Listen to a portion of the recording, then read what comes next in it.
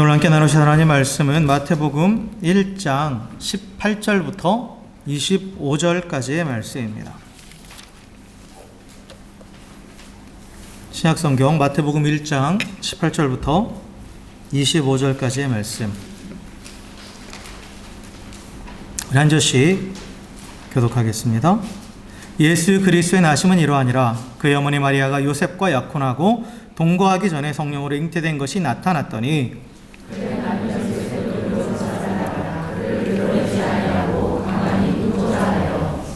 이 일을 생각할 때에 주의 사자가 현몽하여 이르되 다윗의 자손 요셉아 내 아내 마리아 데려오기를 무서워하지 말라. 그에게 잉태된 자는 성령으로 된 것이라.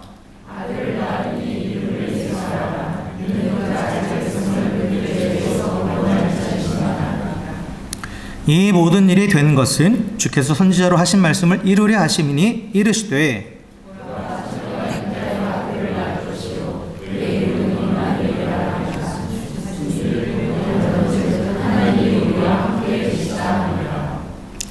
요셉이 잠에서 깨어 일어나 주의 사자의 분부대로 행하여 그의 아내를 데려왔으나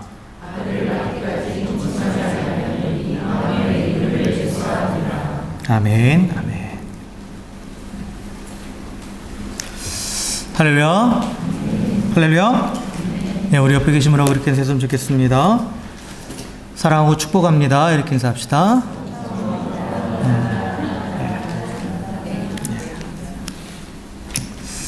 네, 우리 계속해서 대림절 기간을 보내고 있습니다. 다음 주면은 성탄주일이고 25일 월요일이 또 성탄절이죠. 우리가 이 대림절 기간을 보내면서 계속해서 예수님의 이름, 예수님이 가지고 있는 여러 가지 이름들을 살펴보면서 예수님이 어떤 분이신지에 대해서 우리가 계속 말씀을 나누고 있었죠. 예수님의 탄생에 관해서 성경에 기록된 여러 가지 기록들이 있는데 그 중에서 어떻게 보면 가장 신비로운 것이라는 것을 우리가 뭐 하나를 골라보자면 아마도 동정녀 탄생을 들 수 있을 거예요. 즉 처녀의 몸에서 태어났다라는 거죠. 그래서 남성과 여성이 정상적인 관계를 통해서 생겨난 것이 아니라 남자를 알지 못하는 처녀의 몸을 입고 성령으로 잉태되어서 예수님께서 이 땅에 오셨다 하는 것이 이제 동정녀 탄생이죠. 참 놀라운 거죠. 신비한 거죠. 뭐 사실 있을 수 없는 일이죠. 있을 수 없는 일이에요. 그런데 우리 기독교에서는 이 동정녀 탄생을 계속해서 강조하고 그래서 우리가 고백하는 신앙의 고백의 내용 가운데도 들어가 있죠. 동정녀 마리아에게서 나셨다 라는 그 고백이 들어가 있습니다. 그만큼 중요하다라는 거죠. 중요하다라는 거예요. 사실 이 동정녀 탄생이라는 부분에 대해서 믿지 않는 자들은 말도 안 된다. 세상은 말도 안 된다. 어떻게 처녀가 아기를 낳느냐. 그러면서 여러 가지 이제 막 자기들 말을 갖다 붙이죠. 말도 안 되는 소리를 하죠. 그런데 그렇게 그걸 가지고 말도 안 되는 낭설을 지어내면서 우리 개신교들 그걸 어떻게 믿느냐라고 기독교들을 그렇게 비난하는데 그럼에도 불구하고 우리가 신앙의 고백에서조차 이 동정녀 탄생을 이야기하는 이유는 그것이 참으로 중요하기 때문이에요. 참으로 중요하기 때문에 특별히 우리 구원에 있어서 하나님의 구원의 계획의 완성이 되는 데 있어서 이 동정녀 탄생이 중요한 역할을 하고 있습니다. 그래서 하나님께서 우리를 구원하시기 위해서 예수님을 이 땅에 보내셨잖아요. 그래서 예수님께서 결국은 다른 거 다 채취하고 예수님께서 이 땅에 오셔서 하신 건 뭐냐면 우리를 대신해서 제물이 되신 거예요. 죄를 해결하시기 위한 제물이 되셨다라는 거죠. 근데 이 제물이 되기 위해서는 원래 구약의 제사제도에 보면 제물은 짐승을 잡아드렸잖아요. 그렇죠? 그리고 이 짐승을 잡아서 죽이기 전에 하는 그 의식이 있었어요. 그게 뭐냐면 제사를 지내는 자가 자신의 죄를 가지고 하나님 앞에 이 부분을 좀 죄사함 받기 원합니다 하고 나올 때 그 제물의 머리에 손을 얹어요. 그래서 제물의 머리에 손을 얹으면 이 사람의 죄가 이 제물에게 넘어가는 거예요. 이걸 우리가 이제 트랜스퍼, 전가된다라는 표현을 쓰죠.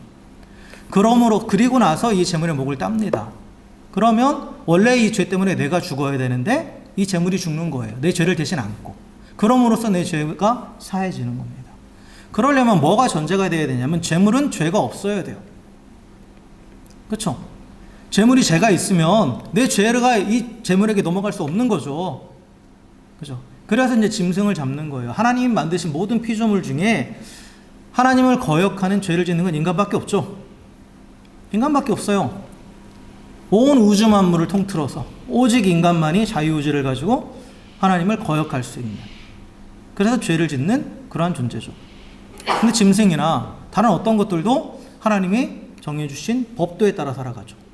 하나님이 정해준 창조 질서 안에 살아가요. 근데 인간만이 그걸 어기고 또 그 창조 질서도 파괴하는 존재가 바로 인간입니다. 그래서 짐승을 제물로 드리는 거예요. 짐승을 제물로 드림으로써 내 죄를, 이 죄 없는 이 짐승이, 근데 이 짐승을 잡을 때도 이 죄가 없다라는 걸 상징하기 위해서 순결한 걸 드리죠. 흠이 없는 그런 것만을 또 제물로 드릴 수 있었어요. 그렇게 짐승을 잡아서 드렸는데, 그런데 예수님이 우리의 죄를 문제를 해결하시기 위해서 대신 제물이 되시기 위해서 이 땅에 오셨단 말이에요. 그러면 예수님께는 죄가 없어야 되잖아요. 죄가 없어야 된단 말이에요. 그런데 이 성경은 이 죄가 계속해서 전가된다고 말합니다. 뭐냐면 아담이 지은 죄, 첫 번째 아담, 최초의 아담이 선악과를 따먹음으로써 하나님을 거역하고 스스로 하나님이 되고자 했죠. 그 죄가 계속해서 이어져 온다라고 성경은 얘기해요. 이게 대표성의 원리입니다. 아담은 온 인류를 대표하는 자예요. 온 인류를 대표한 자이기 때문에 아담 안에 있는 모든 아담의 후손들은 다 그 죄가 이어져 오는 겁니다. 이어져 오는 거예요. 그래서 아담의 씨는 다 그 죄를 가지고 있어요. 그렇기 때문에 깨끗하지 않죠. 그래서 하나님께 선택하신 방법이 뭐냐? 남자의 씨가 아닌, 아담의 씨가 아닌 처녀를 통해서 이 땅에 육신으로 오게 하시는 거예요.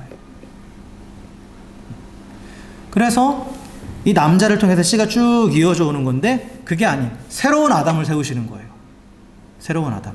이전 첫사람 아담과는 단절되어 있는 새로운 아담을 세우시는데, 근데 그 아담은 정상적인 원래 인간이 태어나는 그 방식으로 태어나는 것이 아니라 남자 없이 처녀의 몸에서 성령으로 잉태돼서 태어났기 때문에 죄가 없는 거죠.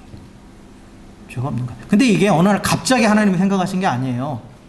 이게 언제부터 예언되어 있냐면 창세기 3장 15절에 이미 예언되어 있었어요.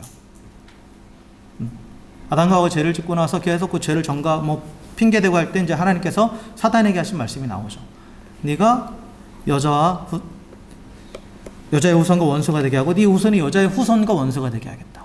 그래서 여자의 후손이 너 머리를 밟아버릴 것이다. 라고, 이게 원복음인데 그걸 먼저 말씀해 주셨죠. 여기서 여자의 후손이라는 표현이 이때 이미 나왔죠. 그래서 이미 동정녀 탄생은 이미 계획되어 있던 거예요. 하나님께서 갑자기 하신 게 아니라. 그래서 하나님이 우리 모든 인류의 죄를 해결하시기 위해서 세우신 이 구원 계획에 있어서 정말 중요하고 핵심적인 것이 바로 이 동정녀 탄생입니다. 그래서 우리는 그걸 믿어요. 그리고 그게 없으면 성립되지 않는 거예요. 그 동정녀 탄생이 없습니다. 아무리 세상들이 비웃고 말도 안 된다라고 하고 엉뚱한 소리를 해도 우리는 절대 그걸 포기할 수 없어요. 그건 타협할 수 있는 부분이 아니에요. 그걸 타협하는 순간 예수는 우리의 구세주가 될 수 없는 거니까. 그래서 우리가 그 동정녀 탄생을 계속해서 강조하고 또 신앙의 고백을 하는 거예요. 그걸 믿는다라고. 신앙 고백이라는 건 내가 믿는다라는 거예요. 예수님께서 동정녀 탄생을 하셨다라는 거죠. 근데 이 동정녀 탄생을 이제 실현하시기 위해서 예수님께서 먼저 한 여인을 택하셨죠. 그게 바로 이제 마리아라는 여인이었어요. 마리아라는 여인. 그래서 누가복음 1장 26절에 38절에 보면 이제 우리가 수태고지다라고 하는 그 내용이 쭉 기록되어 있습니다. 그러니까 마리아에게 임신했다는 사실을 알려주는. 그래서 천사를 보내서 하나님께서 마리아의 몸을 빌어서 이 땅에 메시아가 탄생할 것을 가르쳐 주고 있죠. 그 처음에 이 말을 듣는 마리아는 어땠어요? 놀랬죠. 그러면서 다 당연한 반문을 한 거예요. 내가 여잔데, 내가 처녀인데, 남자를 알지 못하는 처녀인데 어떻게 그런 일이 있을 수 있습니까? 라고 했을 때 하나님께는 능치 못함이 없다라고 대답하죠. 그러니까 마리아가 뭐라고 합니까? 주의 여종이 오니 말씀대로 내게 이루어지이다 라고 선포하죠. 마리아도 대단한 믿음이에요. 처녀가 어떻게 아이를 가져요? 그렇잖아요. 아니, 아이를 갖는 거는 그럴 수 있다고 쳐요. 근데 그 뒷감당을 어떻게 해요? 그렇잖아요. 처녀로서 아이를 뱉다라면 주변에서는 당연히 뭐라고 하겠어요? 부정한 여인이라고 하겠죠. 그 당시 유대 율법에 의한 부정한 여인은 당장 돌에 맞아 죽어요. 근데 이 마리아의 고백은 목숨 건 고백이에요. 주의 뜻대로 내게 이루어지기 원합니다. 라는 고백. 그런데도 마리아는 자신을 전적으로 주님의 구원의 계획을 위해 자신을 내어드렸죠. 내어드렸어요. 그래서 마리아에게 예수님이 잉태되었습니다. 그런데 얼마 지나지 않아서 이 마리아가 임신한 소식이 전해졌습니다. 누구에게? 그의 약혼자인 요셉에게 전해졌다라는 거예요. 이제 오늘 본문이 그 내용이죠. 그러니까 마리아는 정혼한 남자가 있었다라는 거죠. 요셉이라는. 근데 이 요셉이 이 소식을 듣고 나서 어떻게 했느냐? 오늘 19절에 보면 그 남편 요셉은 의로운 사람이라 그를 드러내지 아니하고 가만히 끊고자 했다라고 말했어요. 당시에는 약혼했다라면 이미 남편입니다. 남편이에요. 법적으로는 남편이에요. 그러면 자신과 잠자리를 하지 않았는데 내 약혼녀가 임신했다.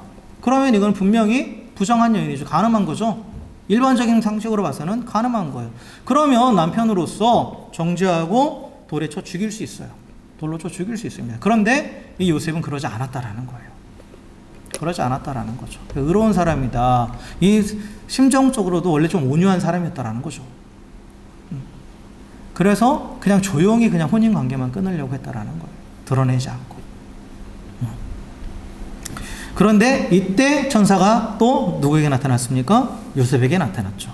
요셉에게 나타나서 이 아이는, 그 아기는 성령으로 잉태한 아기다 하면서 그것을 가르쳐 주죠. 그 사실을. 그러니까 이 요셉이 어떻게 했어요? 마리아를 아내로 맞아들였죠. 사실 근데 이것도 쉽지 않은 결정이에요. 쉽지 않은 결정입니다. 아무리 본인이 그 음성을, 하나님의 천사를 통해서 보내신 음성을 들었다 하더라도 사실 가만히 끊어도 돼요. 얼마든지 그럴 수 있어요. 그런데 그녀를 받아들였다라는 것은 사실 아무리 두 사람은 천사를 통해 하나님 뜻을 알았지만 나머지 사람들은 다 모르잖아요. 그리고 누가 그걸 믿어주겠어요. 그러니까 이 여인이 당할 고통을 내가 같이 감당하겠다라는 거예요. 이 마리아가 당할 고통을. 근데 하나님이 사실 마리아만 택하신 게 아니에요. 요셉도 택하신 거예요. 만약에 요셉이 없었다라면 마리아 혼자서 그걸 다 감당할 수 없었겠죠. 인간적으로. 아무리 본인이 하나님께 자신을 헌신한다 하더라도 혼자 키우는 것도 그렇고 그 과정 가운데 얼마나 괴로웠겠어요. 근데 요셉이 방패막이가 되어준 거예요. 그러니까 요셉도 헌신한 거죠. 하나님의 구원의 계획에 헌신한 겁니다. 그런데 오늘 하나님께서 이 천사를 보내셔서 요셉을 부르시면서 근데 중요한 걸 가르쳐 주세요. 요셉에게. 이 아기의 이름을 주시면서 이 아기가 어떠한 일을 할 것인가, 이 아기를 통해서 일어날 구원이 무엇인가에 대해서 가르쳐 줍니다. 그래서 오늘 두 가지 이름을 가르쳐 주죠. 예수라는 이름과 임마누엘이라는 이름을 가르쳐 줍니다. 그래서 이 예수와 임마누엘이라는 이 이름 자체가 이 죄인들을 향한 하나님의 은혜예요. 그리고 이 이름 자체가 복음입니다. 이름 자체가. 그게 바로 기쁜 소식이라는 거예요. 그래서 오늘은 우리가 이 하나님께서 천사를 통해서 요셉에게 가르쳐 주신 이 두 개의 이름, 예수라는 이름과 임마누엘이라는 이름의 의미를 살펴보면서 그 가운데 담겨있는 하나님의 구원의 어떠한 의미를 가지고 있는가, 그게 왜 우리의 기쁜 소식인가를 한번 살펴보려고 합니다.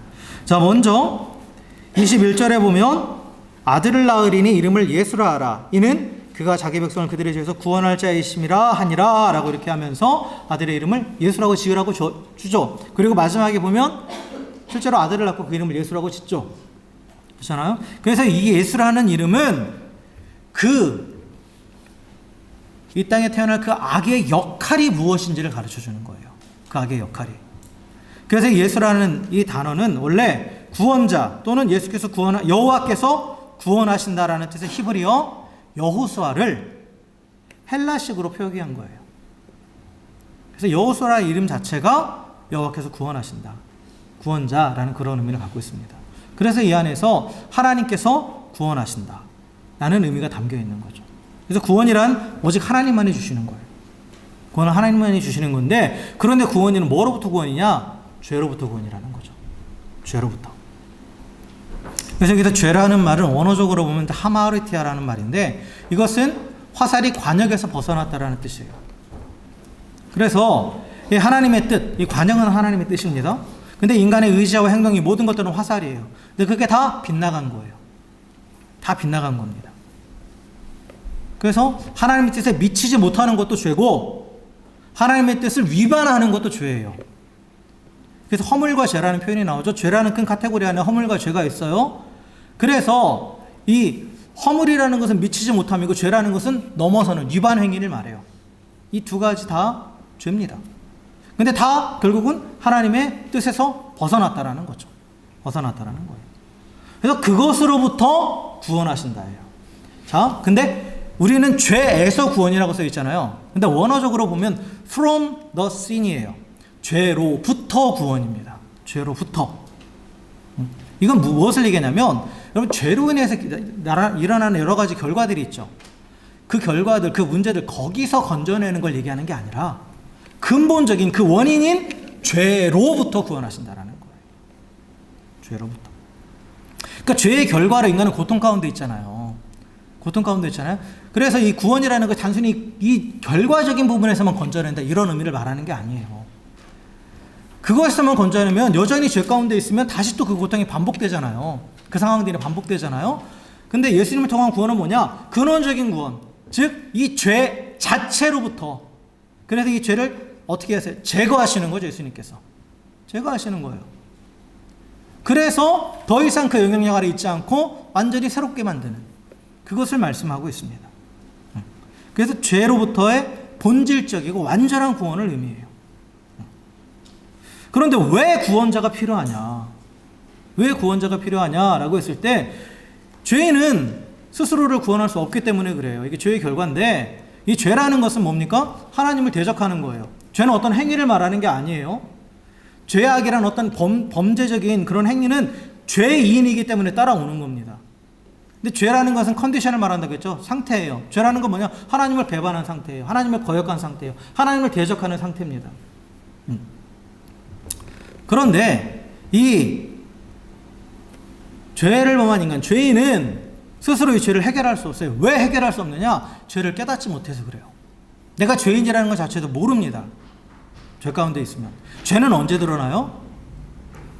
빛이 임할 때 드러나는 거예요.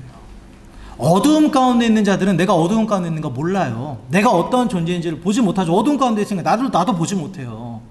그 내가 죄인임을 깨닫지 못한다라는 거예요. 그게 언제 드러나느냐? 빛이 임할 때 드러나는 거예요. 빛이 임할 때. 그러니까 내 스스로도 죄인임을 깨닫지 못해요. 여러분 세상 사람들 보세요. 자기들만의 기준을 가지고 살아가죠. 그 기준 안에서 죄인인 사람은 없어요. 하나님의 빛이 비춰야만이 내가 죄인임을 깨닫게 되는 거예요. 그래서 성경에서 죄는 언제 드러나느냐? 하나님이 임할 때 드러나는 거예요. 그래서 말씀의 빛이 임할 때. 그냥 내가 스스로 죄책감을 갖는 거 그게 아니에요. 하나님의 말씀의 빛이 비쳤을 때 내가 하나님을 이만큼 떠나 있는 자구나. 내가 이만큼 하나님을 거역했구나. 라는 것을 깨닫게 되는 그게 죄를 깨닫는 거예요. 그게. 그래서 스스로는 그걸 깨닫지도 못해요. 깨닫지 못하고 그러고 그걸 해결할 수 있는 능력도 없습니다. 해결할 수 있는 능력도 없어요. 그래서 전적 무능이라고 표현합니다. 이게 죄의 결과 인간은 전적인 무지의 상태, 죄를 깨닫지도 못하고 또한 전적인 무능의 상태, 그 죄를 해결할 수 없어요. 없습니다. 그래서 구원자가 필요한 거예요. 그래서 메시아가 필요한 겁니다. 그래서 우리를 구원하실 분 예수님이 오신 거예요. 근데 예수님이 그러면 어떻게 우리를 구원하시느냐? 보세요. 우리는 죄를 깨닫지도 못하고 죄에서 우리 스스로 건져낼 능력이 없는데 그럼 예수님이 그걸 하신다라는 얘기 아니에요. 그래서 예수님의 직분이 뭡니까? 직책이 그리스도예요. 그리스도. 예수 그리스도 예전에 얘기했죠. 예수 그리스도는 성이 아니라고. 패밀리 네임이 아니라고. 그리스도는 예수님의 직분을 말하는 겁니다. 그리스도. 그 메시아라는 말, 메시아를 또 헬라식으로 번역해 그리스도, 기름 부음 받는 자라는 뜻이죠. 근데 이 기름 부음 받는 자를 그리스도라는 이 단어 안에 담겨져 있는 세 가지 역할이 있다고 그랬죠. 첫 번째는 선지자의 역할. 선지자도 기름 부음 받고. 두 번째는 제사장 기름 부음 받죠. 그리고 마지막으로는 왕이에요. 예수님께서 이 땅에 오셔서 그리스도가 되셨다는 것은 예수님이 선지자가 되시고 예수님이 제사장이 되시고 예수님이 왕이 되셨기 때문에 죄 가운데 죽어가는 죄인들을 구원하신 거예요. 자, 선지자가 되셨다는 건 뭡니까? 선지자 역할은 뭐예요? 하나님의 말씀을 전하는 자예요. 하나님을 드러내는 자예요. 아까 뭘 말씀드렸어요?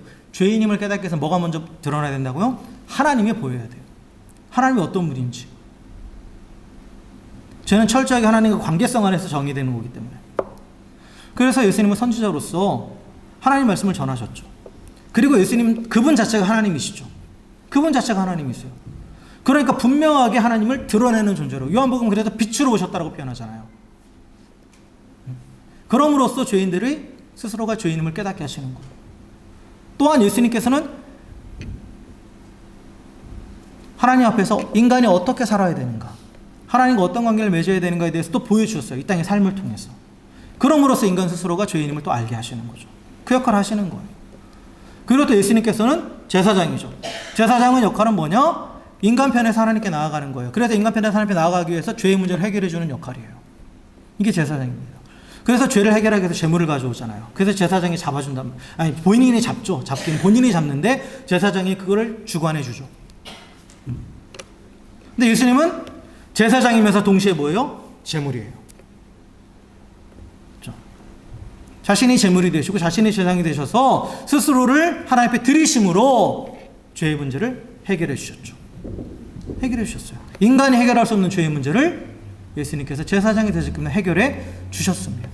그리고 예수님이 이제 왕이 되세요. 그래서 우리를 그의 사랑하는 아들의 나라, 그 하나님의 나라, 예수님으로 인해서 시작된 그 하나님의 나라를 우리를 살아가게 하시는 거예요. 통치하시면서. 그래서 계속해서 그 구원받은 자로 살아가게 하시는, 그게 바로 예수님입니다. 예수님이 그래서 그리스도가 되셨기 때문에, 그래서 그 이름 그대로 우리를 우리의 죄에서 구원하셨죠. 구원하신 겁니다. 예수님께서 그리스도로 선지자와 제사장과 왕의 역할과 사명을 감당하셨기 때문에 그 이름 그대로 완전한 구원자가 되신 겁니다. 그래서 우리가 그 구원의 은혜를 누리는 거죠. 하나님은 당신의 아들을 완전한 인간으로 이 땅에 보내주셔서 그 아들을 통해서 모든 인간이 죄인임을 깨닫게 하시고, 그리고 또한 그 죄로 인해서 받아야 될 진노를 그 아들을 제사장과 제물 삼으셔서 다 쏟아 부으시고, 그럼으로써 하나님의 나라에 살아가게 하신 그 놀라운 구원의 은혜, 그걸 예수님을 통해서 베풀어 주신 겁니다. 그래서 이 하나님의 아들이신 아들의 이름 예수 안에 담겨 있는 그 자기 백성을 구원하시는 것, 그것이 바로 이런 의미예요. 그리고 나서 이제 두 번째 이름이 나오죠. 두 번째 이름이 뭡니까? 23절에 보면 보라 처녀가 잉태의 아들을 낳을 것이요 그 이름을 임마누엘이라 하리라 하셨으니 이를 번역한 즉 하나님 우리와 함께 계시다라는 거. 여러분, 이 임마누엘이라는 말은 이제 합성어예요. 합성어. 그래서 함께라는 뜻의 히브리어 임, 그리고 우리와라는 뜻의 히브리어 마누, 그 다음에 하나님이라는 뜻의 히브리어 엘이 합쳐진 겁니다. 세 단어가 합쳐진 거예요. 그래서 하나님이 우리와 함께 라는 그런 의미를 가지고 있죠. 그래서 예수님이 그리스도가 되셔서 우리를 구원하셨잖아요. 그리고 나서 여기서 중요한 건 뭐냐면 그 이후에 우리의 삶은 어떻게 되는 것인가. 구원받은 자는 어떤 삶을 살아간다? 하나님과 함께하는 삶이라는 거예요. 그래서 구원의 결과 영원한 하나님 나라 가죠. 근데 이 땅에서 이제 거기 가기까지 이 땅에서 하나님이 어떻게 하신다? 우리와 함께 하신다라는 거예요. 그러니까 이거예요. 하나님께서 우리를 구원하셨잖아요. 예수님을 통해서 구원하셨잖아요. 그리고 나서 자, 그럼 영원한 하나님 나라 이제 너희들에게 보장되어 있어. 거기 올 때까지 너희들 여기서 잘 해봐. 너희들끼리 너의 힘으로 한번 잘 살아봐 하면서 우리를 내버려 두지 않으신다라는 거죠. 만약에 그렇다면 우리는 아마 얼마 못 가서 다 죄로 인해 쓰러져 버릴 거예요. 왜냐하면 우리가 살고 있는 이 땅은 아직도 죄가 가득한 세상이에요. 죄 원리가 지배하는 세상이에요. 수많은 죄의 유혹들이 있죠. 그래서 우리 힘으로는 사실 그 하나님의 나라에, 그 완성된 하나님의 나라에 가기까지는 정말 괴롭고 고달플 수밖에 없어요. 만약에 우리가 예수라는 이름을 구원받고 그 즉시 하나님 나라 간다면 임마누엘이라는 것은 뭐 영원한 하나님 나라를 함께한다 그런 의미로만 우리가 받아들이면 되겠지만 그게 아니라 우리는 또 이 땅을 살아가야 되잖아요. 살아가야 된단 말이에요. 그런데 이 땅을 살아가는 데 있어서 우리 스스로 나 혼자가 아니다. 하나님이 우리와 함께 하신다. 그래서 그 구원의 완성을 향해서 영원한 하나님의 나라를 향해서 나아가게 하신다라는 거죠. 그래서 임마누엘이라는 것은 하나님 우리와 함께 하신다. 즉 하나님이 계속해서 우리와 관계를 맺으신다라는 거예요. 관계를 맺으신다. 한번 구원했으니까 끝, 이제 내 역할 끝, 이게 아니라 계속해서 우리와 관계를 맺으시면서 이 땅에서도 하나님이 우리와 함께 하시면 결국 그게 뭐가 돼요? 하나님 나라가 되는 거죠. 그 하나님 나라를 누리게 하시는 거예요. 그리고 하나님 나라의 특징은 뭐예요? 의와 평강과 희락이죠. 그렇잖아요. 의라는 건 하나님과 관계 안에서 평강, 샬롬, 그리고 샬롬의 결과는 기쁨이에요. 감정적인 거. 샬롬은 어떤 상태를 말하는 거라면 샬롬은 모든 것이 충만해진 상태예요. 충만한 상태고 그에 따르는 감정적인 것이 기쁨이에요. 기쁨입니다. 그래서 하나님과 연결되어서 모든 것이 충만해지고 그로 인해서 기쁨을 누리는, 그게 예수라는 이름의 능력으로 구원받은 자들이 임마누엘 대신 임마누엘의 복을 누리는 겁니다. 임마누엘의 복. 그래서 하나님이 영원히 함께 하시는 거예요.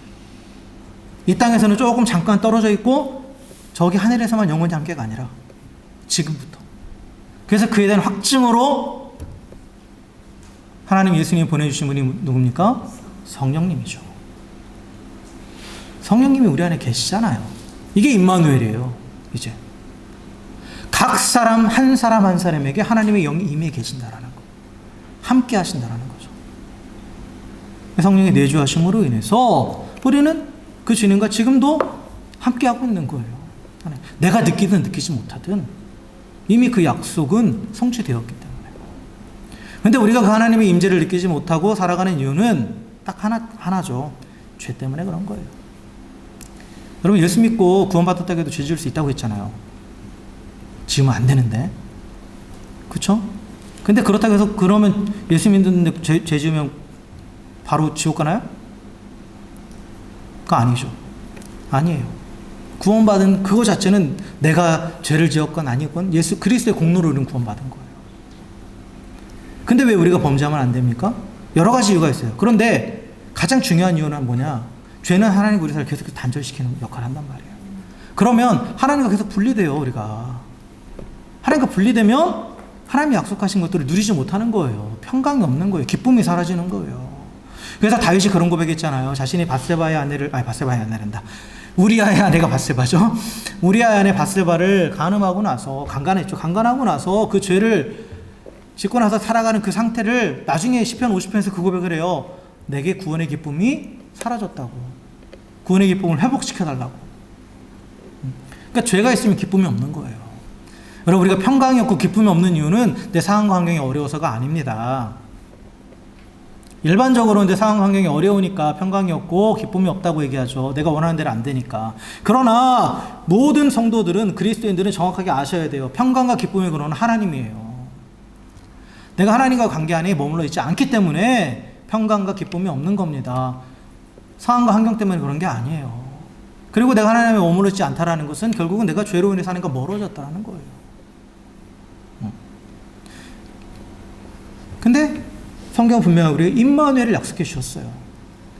그러니까 여전히 계신 거예요. 그 자리에 나와 함께. 주님은 나와 함께 계시는데 내가 죄를 범함으로 하나님을 계속 등지고 멀어지고 있는 거죠. 그러니까 돌아가기만 하면 되는 거예요. 돌아가기만 하면. 그러면 그 은혜를 다시 누리게 되는 거죠. 그 평강을 다시 누리는 거예요. 그래서 이 땅에서도 모든 상황과 환경을 초월한 평강과 기쁨을 누리는, 그것이 성도에게 주어진 복입니다. 그리고 그것이 임마누엘로 성취된 거예요. 임마누엘. 그래서 예수 그리스도, 예수의 이름의 능력으로 죄사함 받고 그분과 연합한 성도들은 이제 그분이 함께 하시, 임마누엘 계시기 때문에 세상은 줄 수 없고 알 수도 없는 참된 평안, 그 가운데 주는 기쁨을 날마다 누리며 살아가게 됐습니다. 이것이 임마누엘의 은혜입니다. 이건 이미 우리에게 모두에게 주어진 거예요. 모두에게 주어진 놀라운 은혜입니다. 말씀을 정리하겠습니다. 2000년 전 하나님의 아들이 인간으로 이 땅에 오셔서 하나님이 구원하신다는 뜻의 예수가 되셨습니다. 그리고 하나님이 우리와 함께라는 뜻의 임마누엘이 되셨습니다. 그래서 예수님은 그리스도가 되심으로 하나님 우리를 구원하신다라는 그 구원의 은혜를 성취하셨습니다. 그리고 또한 예수님은 성령을 보내주심으로 하나님 우리와 함께 하신다라는 그 임마누엘을 실현시켜 주셨습니다. 그래서 그 예수 그리스도를 믿는 우리는 모든 죄에서 이미 구원받았고, 그리고 성령의 내주하심으로 인해서 하나님과 영원한 친밀함을 누리면서 참된 평안과 기쁨을 누릴 수 있는 존재가 되었습니다. 이 사실을 확신하게 주의 이름으로 간절히 축원합니다. 그래서 하나님의 아들이 예수와 임마누엘 오신 이 성탄절, 그리고 그것을 기념하는, 기억하며 또 고대하는 이 대림절 기간에 우리에게 참된 구원과 평안을 주신 그 예수 그리스도에 대해서 우리 가운데 임한 그 놀라운 은혜를 더 깊이 깨닫게 되는 우리 모두가 되길 주의 이름으로 간절히 축원합니다. 그리고 우리를 구원하셔서 우리가 영원히 함께 하시는 그 하나님을 믿고 그 하나님과 날마다 교제하면서 이제 자녀로서 그 하나님과 교제하면서 날마다 풍성한 기쁨과 평강을 누리며 살아가길 주의 이름으로 간절히 축원합니다. 그리고 더 나아가서 여전히 주의 권세 아래 매여서 기쁨을 잃어버리고 또한 불안함과 또 괴로움 가운데 살아가고 있는 자들에게 예수와 임마누엘이라는 큰 기쁨의 좋은 소식을 전할 수 있는 또 우리 모두가 되기를 다시 한번 주의 이름으로 간절히 축원합니다. 함께 기도하겠습니다.